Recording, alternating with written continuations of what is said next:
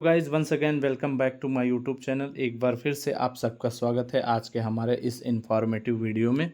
तो दोस्तों, जैसा कि आप लोगों को बहुत बेसब्री से इंतज़ार था एक नई भर्ती जिसका नाम है BEO यानी ब्लॉक एजुकेशन ऑफिसर। इसको सामान्य भाषा में ABSA भी कहते हैं और इससे पहले इसका बहुत पहले इसको SDI भी कहा जाता है। तो ये जो है परिषदीय जो विद्यालय होते हैं, प्राथमिक विद्यालय, परिषदीय प्राथमिक विद्यालय होते हैं, उसमें निरीक्षण का कार्य करते हैं और ये ब्लॉक लेवल के ऑफिसर होते हैं।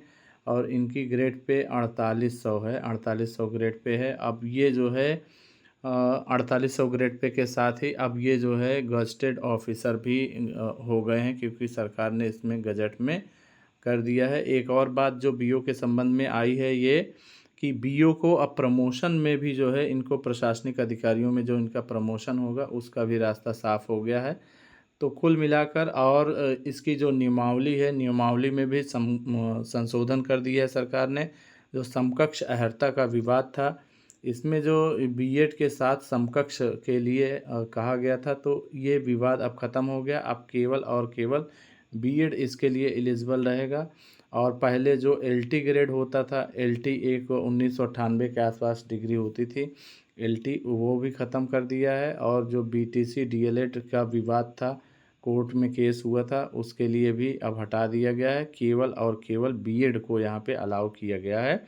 तो ये जो समकक्ष अहर्ता का विवाद था इसको ख़त्म कर लिया गया है, इसलिए अब BO की वैकेंसी का पूरा रास्ता साफ़ हो गया है। तो आइए अब इस वीडियो में हम लोग देखते हैं कि BO की वैकेंसी क्या होती है। और पिछली वैकेंसी इसकी जो आई थी 2019 में आई थी।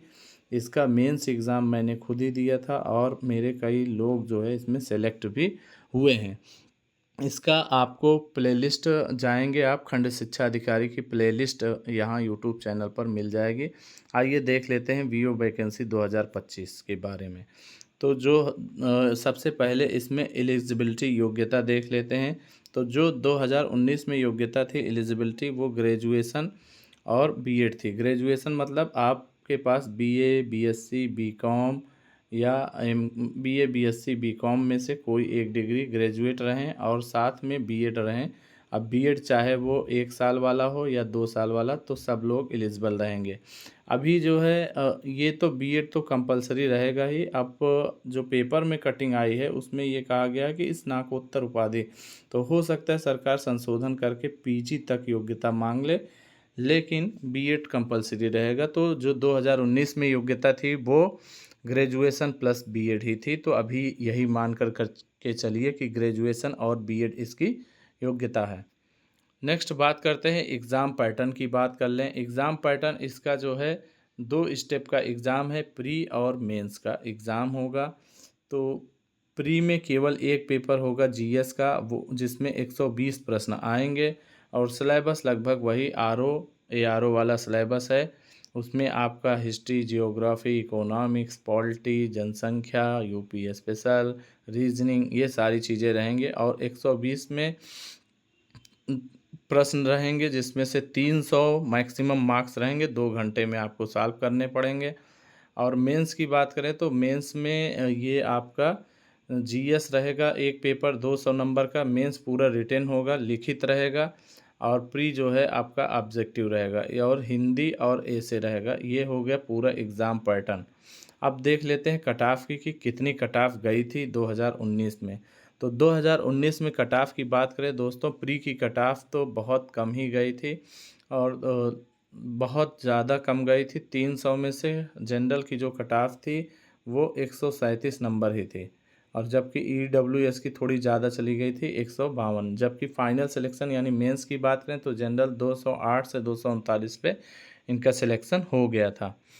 अब पोस्ट की बात करें कि कुल कितनी पोस्ट हैं, तो पोस्ट की बात करें दोस्तों, अभी जो है पोस्ट लगभग 137 है। तो 134 पोस्ट है, 134 जो है पोस्ट हैं। लेकिन अभी इनका प्रमोशन होगा। अगर खंड शिक्षा अधिकारी का जो BEO हैं यानी खंड शिक्षा अधिकारी, अगर इनका प्रमोशन हो जाता है तो कुछ सीटें और वैकेंट होंगी, क्योंकि अब ये जो है GIC के प्रिंसिपल में इनका 20% कोटा निर्धारित कर दिया गया है। इनका प्रमोशन हो जाएगा BO का, तो कुछ सीटें और खाली होंगी, तो लगभग 150 के आसपास सीट विज्ञापन आते आते हो जाएंगी। अब विज्ञापन कब तक आएगा, तो मोस्ट प्रोबेबली आपका जो है सितंबर तक इसका विज्ञापन आपको देखने को मिल जाएगा।